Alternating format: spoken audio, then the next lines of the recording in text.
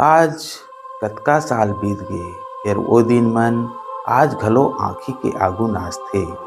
जब हमन लइका रहेन त दुनिया कतका छोटे अउ कतकी सुंदर रहय। गाँव में वीडियो आतिस त अइसन लागय मानो कोनो तिहार आगे हे। अउ वो चित्रहार देखत देखत अचानक लाइट ह गोल हो जतिस त सच में वो कोनो सदमा ला कम नहीं रहय।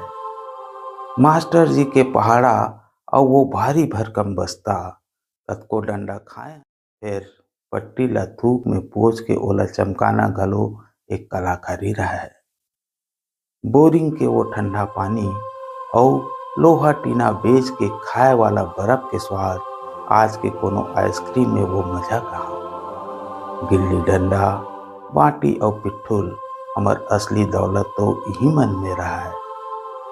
नवा पैंट मिल जतिस त ऐसन लागे जैसे पूरा दुनिया के राजा हमन ही आन। मामा घर जाए बर कतका सपना देखन। समय बदल गए, दुनिया बदल गए।